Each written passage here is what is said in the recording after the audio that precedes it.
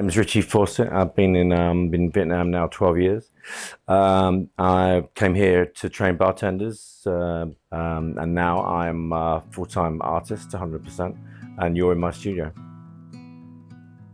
History, yeah, I mean, everything is historical. You know, it all comes back to the past, and what we're in now obviously becomes the past, and history is important to know where you come from, and it all comes into whatever you choose to do. So yeah, there's history in cocktails, you know.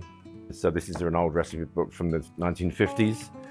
Again, they have different measures, different fashions, you know, because like bartending, you know, cocktails go in fashion, you know, according to the year.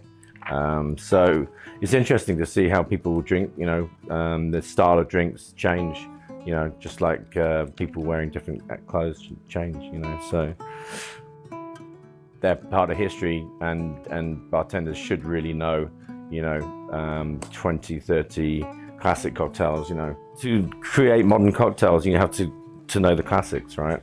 The same as playing musical instruments, play the classic songs. You know, to compose new songs, then you need to learn how to create the old ones. You know, it's the same as bartending. So I'd say, you know, every foundation, you know, for whatever you do has to have the classics in it, you know, and that definitely includes cocktails. Well, yeah, I mean, the recipes are important. You know, you've got to stick to the recipe, you know, for consistency. So if you start to make anything that involves ingredients from jam or, you know, salts and different kind of herbs and spices and fruits, etc., you know, the quantities of the syrups you use and the spirits, even the ice, you know. So, but every one of those different ingredients, you know, has a quantity, you know, and you know, if you don't stick to the recipe, then you know, it's not going to taste the right way. So that's kind of I'm going to say, you know, setting a trend is more difficult than following a trend, you know. So it doesn't really matter too much if you know, you're not expressing you know, the latest idea in drinks, you know, and the way they're presented. But you know, if you can follow the recipe and follow the, you know, the trend, if you like, then, you know, you're still doing a good job. But you know, it's rare for, you know, people to cut through and move to a different direction in the way that you know, drinks are made and presented. But I mean, they usually stay around for a while. You know, say for example the highball, you know, right? So the highball sort of fashion, if you like, you know, started with the Japanese bartenders, you know, 5-10 years ago, and then was only recently, you know, caught on by the rest of the world, and now everyone's crazy about highballs, you know, with long ice and very minimum presentation. So it'll be a while before there's another trend going in another direction, you know. So, but it goes around in cycles. I just make up that name, actually, Bartist, because I'm sort of, let's say, bartender and artist, you know. So you know, it's a bit of a joke, you know, kind of name, if you like. But it combines everything to do with visual art, taste, flavor, presentation, the way you talk yourself to the people.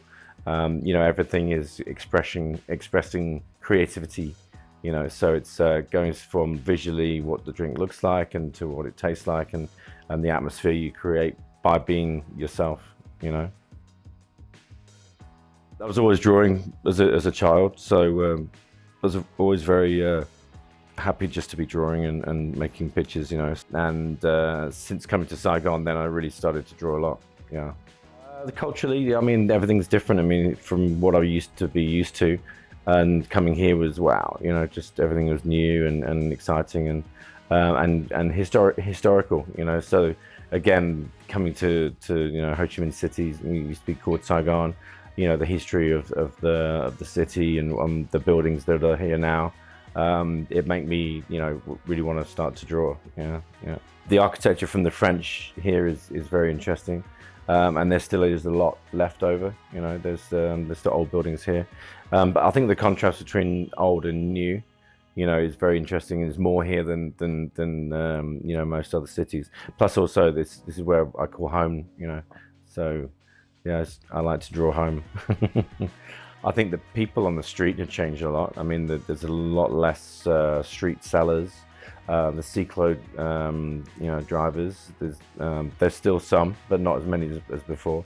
Certain buildings have disappeared as well. But I mean, it's part of change anyway. It's natural.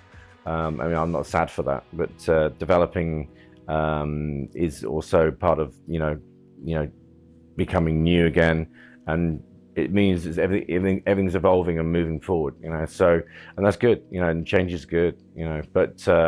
But not too much. So this tells the story of 10 years of change.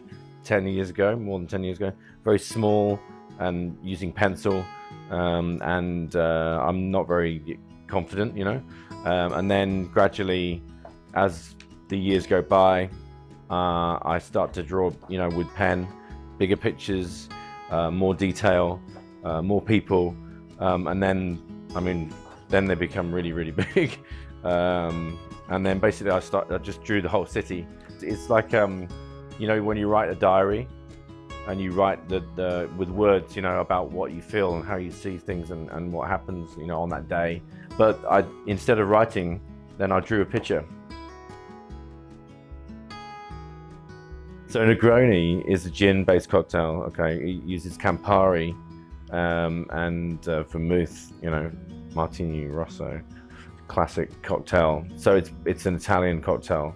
Negroni is a pre-dinner drink, and it has an interesting history. But I think it's also, it's a little bit bitter. It's a very acquired taste. So I think that's what I'm an acquired taste. Not everybody likes me, which is fine.